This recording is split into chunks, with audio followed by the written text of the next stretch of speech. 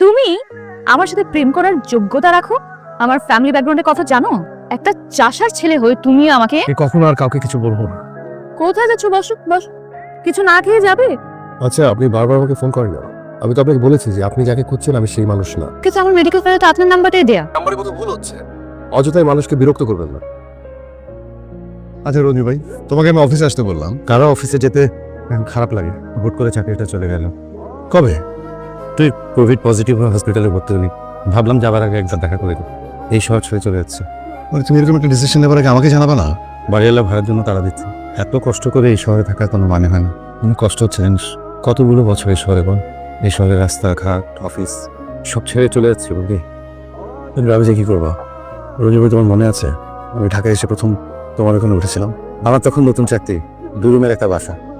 আমার ঢাকায় থাকার কোনো জায়গা নেই। প্রায় 1.5 বছর তোমার ওখানে ছিলাম। আর এই তুমি এখন এই শহর ছেড়ে চলে যাবে, আমি না মানতে পারছি না। আমি আমার জন্য ভাবিস না, গ্রামে গিয়ে নতুন ভাবে বাঁচবো। কফি অর্ডার কর, খেয়ে চলে যাই। কিরে, কেটে দিবি কেন? রায়া, আমি তোর কিন্তু একদিন বলেছিলাম ওই মেয়ে একদিন তোকে খুঁজবে, মনে আছে? চিত্রা আমি নিশ্চিত। আর তাছাড়া ওর ভয়েসটা তো আমি চিনি। এত বছর পর একটা মানুষের ভয়েস তোর মেমোরিতে আছে? বাবা যা যা বলেছে সবকিছুই শিহাবের সাথে মিলে যায়। এটা শিহাব ছাড়া অন্য কেউ হতেই পারে না। কিছু একটা কর। কফি খেতে ডেকেছিস, আগে কফি খাওয়া। তুই ওর সাথে দেখা করতে চাচ্ছিস কেন? 4-5 বছর আগে ওর সাথে তুই যা করেছিলি। ভাবতে চিত্রা, আমি একটা দুঃস্বপ্ন থেকে জেগে উঠতে চাইছি। একটি মহামারী এসে পৃথিবীর সবকিছু কিভাবে বদলে দিল দেখ। মানুষের জীবন যে কতটা ঠুনকো সেটা এখন আমি খুব ভিতর থেকে বুঝতে পারছি। কি ভয়ঙ্কর ঘৃণা ছিল আমার মধ্যে। এরকম অহংকার একটা মেয়ে ছিলাম আমি। কিরে, কোথাও যাচ্ছিস? বিজনেস ফ্যাকাল্টির মেয়ে, বললাম রায়া। দেখতে অনেক সুন্দর, অনেক বড় লোকের মেয়ে। চেষ্টা করে দেখ। আমাকে সঙ্গে গাড়িটাও নিয়ে যেতে বলেছে। কোনো কারণে নার্ভাস? দু যাওয়ার পরে নার্ভাস হয়ে যেতে পারি। রায়া, তুই কি করতে চাচ্ছিস আমাকে একটু বলবি? আরে আসুক না। হাই, দাঁড়িয়ে আছো কেন? বসো। প্রায় আমাদের ফ্যাকাল্টির সামনে গিয়ে দাঁড়িয়ে থাকো। আমার ধারণা আমাকে দেখার জন্য দাঁড়িয়ে থাকো। আজ আমি তোমার সামনে বসে আছি, কিন্তু তুমি আমার দিকে তাকাচ্ছ না। কবিতা এনেছো? শোনাও। আমি শোনাতে পারবো না। আরে বাবা, কই দেখি, দেখি তো একটু। আমি ইমপ্রেসড। আমরা তো খেয়ে ফেলেছি। আমি কিছু খাবো না। বিলটা কিন্তু তোমারই দিতে হবে। সবকিছু মিলিয়ে 3400। বিলের কথা শুনে ভয় পাচ্ছ নাকি? আমার কাছে অত টাকা নেই তো। অনলি 3400। বলো, তোমার কাছে কত টাকা আছে? 770 টাকার মতো। 770 টাকা? এই 770 টাকা নিয়ে তুমি আমার সাথে দেখা করতে এসেছো? আদৌ 770 আছে নাকি তারও কম? দেখাও। এত নোংরা কেন ওর টাকা? আমাকে নিয়ে তোমরা মজা করছো? আমরা মজা করছি। আর তুমি কি করেছো? তুমি অনুরূপকে বলেছো তুমি নাকি আমাকে ভালোবাসো। এই বলেছি। এখন তোমার মনে হচ্ছে তুমি আমার সাথে প্রেম করার যোগ্যতা রাখো? আমার ফ্যামিলি ব্যাকগ্রাউন্ডের কথা জানো? কি জানি? জেনে শুনে 770 টাকা নিয়ে স্বপ্নটা একটু বড় হয়ে যায়নি? আমি প্রেম করতে চাইনি, আমি শুধু বলেছি ভালোবাসি। Alright, I am sorry. এই ব্লেজারটা আগে তো কখনো দেখিনি। তোমার নাকি? জানতাম।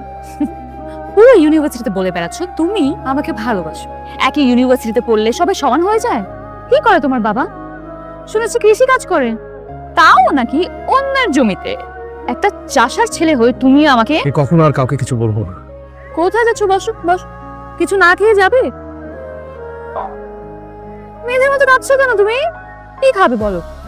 আচ্ছা, এই যে এত এত কবিতা লিখেছো আমার জন্য, তুমি এগুলাই খাও। একটু বাড়াবাড়ি হয়ে যাচ্ছে। খাও, খা।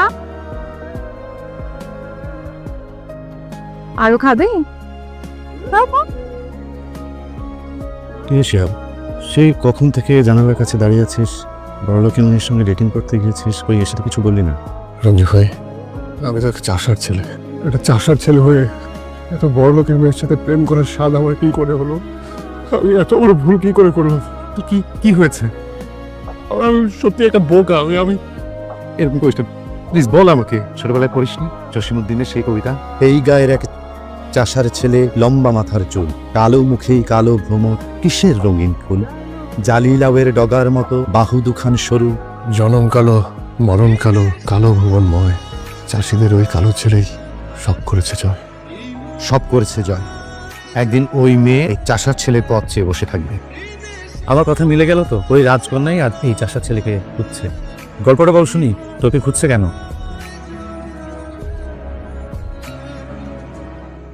ঝিমঝি, সামনের মাসে করোনা রোগী আমার শিহাব হাসপাতালে আছে। কথায় কথায় কানবে না তো মা, দেখো ভাইয়াও বাসায় ফিরে আসবে। কতদিন শিহাবকে দেখি না। আপনি তো বাড়ি যাওয়ার কথা। বাহ, সব কিছু ঠিকঠাক আছে, কোনো সমস্যা নেই। খুব সতর্ক থাকতে হবে। এই ভাইয়া, তুই কেউ আশ্রমে? নিয়ে দেখাবে না, এখন আমার শরীরে অ্যান্টিবডি আছে, বুঝছিস? আমার প্রোটিন দরকার। আমি কিন্তু মাকে ডাক দিব। ফেসবুকে আমি একটা পোস্ট দেখলাম, একজন কোভিড পেশেন্টের ইমার্জেন্সি মনে হয় প্লাজমা লাগবে। আপনি কি কোভিড পজিটিভ ছিলেন? 2 সপ্তাহ হলো সুস্থ হয়েছি। পেশেন্ট আপনার কি হল? আমার বসের মেয়ে। আর কখন লাগবে? আমি কালকে আপনাকে নিয়ে আসবো। আচ্ছা, তাহলে আমি আমার ঠিকানাটা আপনাকে টেক্সট করে পাঠিয়ে দিচ্ছি। আমার নাম Shihab. Thank you so much. আমার অবস্থা কি অনেক খারাপ। মনে সাহস রাখুন, আপনাদের একটা গুড নিউজ আছে, প্লাজমা ডোনার পাওয়া গেছে। আমাকে তাহলে বাসায় নামিয়ে দিন। স্যার একবার আপনার সঙ্গে দেখা করতে চান। কেন? স্যার হয়তো আপনাকে সামনাসামনি থ্যাঙ্কসটা দিতে চাইছেন। ঠিক আছে। Good afternoon. আসসালামু আলাইকুম। আমার মেয়ের ছবি, একমাত্র মেয়ের ছবি, যার জন্য আপনি প্লাজমা দিয়েছিলেন। Thank you. আপনার জন্য কিছু করতে পারলে আমার ভালো লাগবে। কোনো কিছু পাওয়ার উদ্দেশ্যে আপনার মেয়েকে প্লাজমা দিই। এই 2 সপ্তাহ আগে আমি সেখানে ভর্তি ছিলাম। আমার জন্য যদি কারো জীবন বাঁচে, সেই জায়গা থেকে আসলে প্লাজমাটা দেয়া। তবু আমি যদি তোমার জন্য কিছু, সরি, তোমাকে তুমি করে বলতে পারি? নিশ্চয়ই পারেন।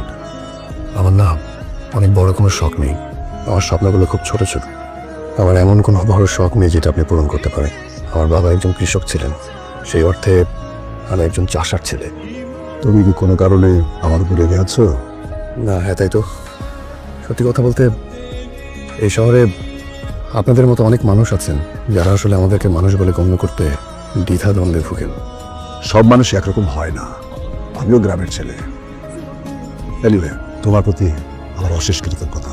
আমার মেয়েটা যদি বেঁচে ফিরে আসতে পারে, আমি মনে করব তোমার জন্য নতুন জীবন পেল।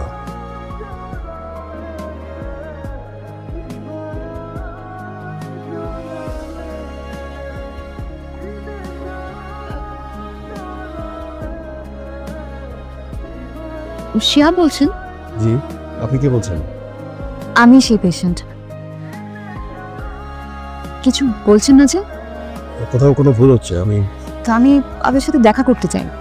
আপনি যে মানুষটাকে খুঁজছেন সেই মানুষটা না, রং নাম্বার।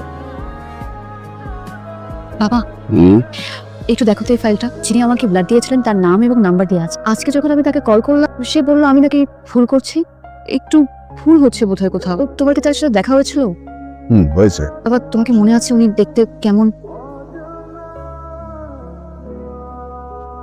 তার মানে এই হচ্ছে গল্প। আজকে এত বছর পর তাকে তার ভালোবাসা ফিরিয়ে দিতে চার? অনেকগুলো বছরই তো পার হয়ে গেল চিত্রা। সত্যিকারের ভালোবাসার মানুষও খুঁজে পেলাম না। যে আমাকে ভালোবাসতো তার ভালোবাসার মূল্য দিতে পারে। এখানে অন্যায় কোথায়? ওর সাথে তোকে চায় না রায়া। এক করোনা এসে আমাদের অনেক উপলব্ধি বদলে দিয়েছে। যেসব জিনিস নিয়ে অহংকার করতাম সব অর্থহীন। আরেকবার ফোন কর, দেখ কি বলে। সত্যি সত্যি মেয়েটা প্রেমে পড়েছিলি তখন? আমার তখন জানি কি হয়েছিল। ওই মেয়েটার জন্য অদ্ভুত এক ব্যাকুলতা কাজ করতাম, কিন্তু ওই দিনের অপমান আমি এখনো ভুলতে পারিনি। মানবিক কারণে আমার ব্লাড দেওয়া। আমি ওকে খুব ভয়ঙ্করভাবে ঘৃণা করি। মানুষ কিন্তু বদলায়। মানুষ যদি নিজের ভুলটা বুঝতে পারে তাহলে তাকে ক্ষমা করে দেওয়া উচিত।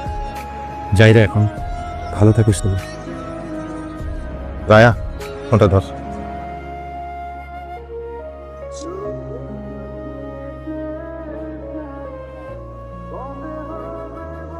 কেমন আছো শিয়া? আমাকে চিনতে পারছো তো? চিনতে পারবো না কেন? ব্লাড দেওয়ার সময় জানতে না যে আমি পেশেন্ট? না, জানতাম না। পরে তোমার বাবার সঙ্গে দেখা করতে যেয়ে তোমার ছবি দেখেছি। জানলে ব্লাড দিতে না? আমি অতটা অমানুষ না। জীবন বাঁচাতে গিয়ে শত্রু মিত্র কেন ভাববো? আমি তো মানুষ। অবশ্য তোমার চোখে হয়তো এখনো সামান্য চাষার ছেলে। শিয়া, আই এম সরি। আমি জানতাম এতটুকু বলার জন্য এসেছো। এরপরে যেটা বলবো সেটাও জানি। আমাকে কি এখনো আগের মতোই ঘৃণা করো? আমি যে নতুন একটা স্বপ্ন দেখছি, আর আমার এই স্বপ্নটাকে শুধু তুমি পূরণ করতে পারবে। আমাকে নেবে তোমার সঙ্গে, সে জীবনটা আমি তোমার সাথে কাটাতে চাই। আগেও সিনক্রেট করেছ, আজকেও সিনক্রেটই করছো। আসে।